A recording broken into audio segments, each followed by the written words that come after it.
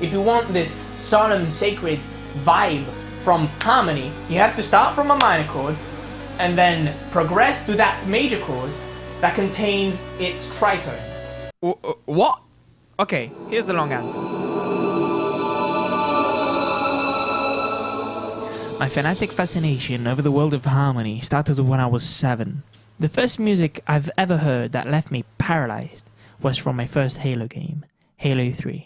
This game was ambitious. Though I didn't know anything about previous games, I picked up on this mythical feeling of over-the-top action, cosmic proportions, and grand finale. I picked up on the gravity of the plot without necessarily understanding it at first, and that's because of the more immediate vessels of information, like video and audio. I was attracted to the summer colors and the music. While I didn't become an art critic, I now find myself obsessed with music theory as to somehow explain how the heck that mix of video and music works so well. Even the things I like writing, even the things I like listening to, it's all influenced by my experiences at 7 years old, listening to Martin O'Donnell's work. There is a common characteristic across all the music that attributes a legendary mystique to the narrative at hand. A little technique that composers use consciously or not. 3 specific chord progressions come to mind. The first one I noticed recur is from Halo Reach.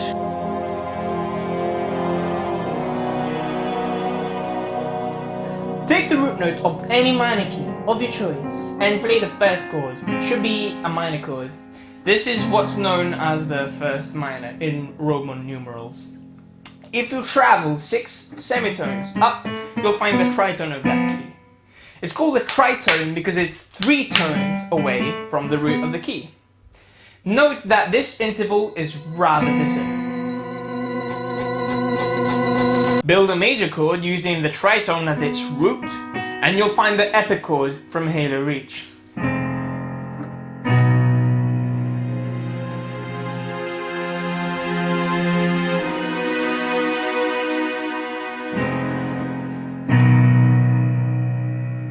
In harmonic notation, this is called a flat 5th major. Flat 5th representing the tritone. This is a 5th, flatten it! This chord progression can also be found in the soundtrack to Spider-Man's movies, Stephen Wilson's Luminol, and Shovel Knight's Dance Macabre. This is a very brave movement for any key. The tritone interval between the root of the key and the root of the chord is the most jarring feature of this motion. Our brains immediately recognize that the root of the flat 5th major doesn't belong in the original key. Thus, it surprises us each time we experience it with scientific accuracy.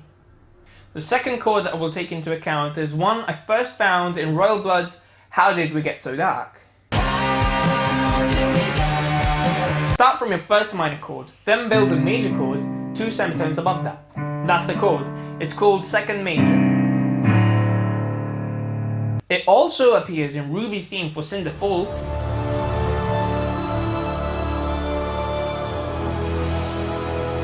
which I analysed thoroughly and gladly, and it appears in Halo 3's Furthest Outpost,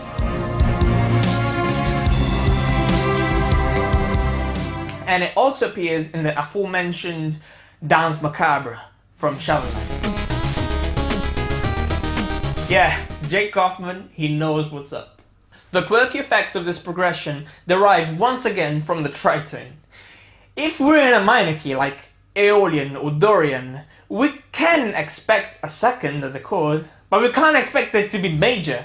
In fact, if it were minor, it wouldn't have such a strong effect, since all the notes belong in the key.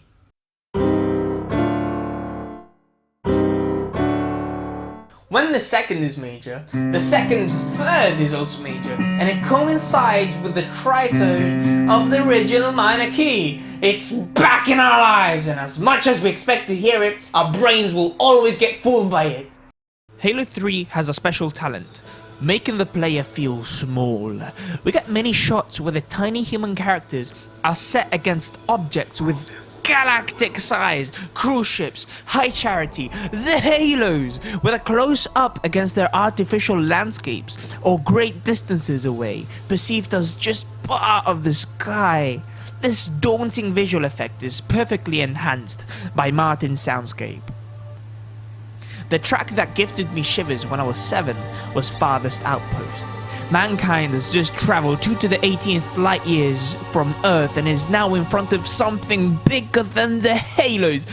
The Ark, a floating piece of metal that's way larger than humanly comprehensible. You're blessed with this petrifying view, the mere concept of what you're seeing impressive, thinking that maybe the Covenant weren't so wrong about the existence of gods. In less time than it takes you to convert to the great journey, Martin O'Donnell hits you with these chords and leaves you speechless. Start from your first minor. Build a major chord a half step below. It's that simple. Both chords are stable in their own right, but when merged together, well, you can hear its effect for yourself. This occurs in Red vs. Blue as Carolina's theme, coined by Jeff Williams. The seasons in which it appears in are the ones most full of pathos. Its various renditions play over the most heart-wrenching scenes that involve our beloved Teal Warrior.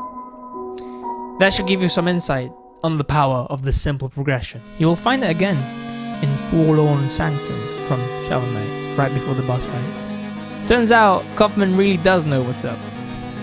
The room that hosts this music is huge and empty and dark, your only enemies being the bricks of the tower, and you'll find the Enchantress alone in her lair. Well, what are the secrets of this magical chord? I don't need to tell you, because you already know.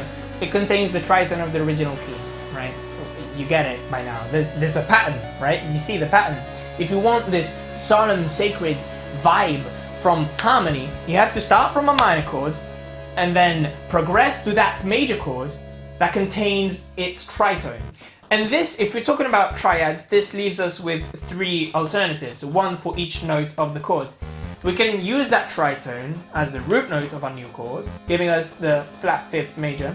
We can use that tritone as the major 3rd of our new chord, giving us our 2nd major.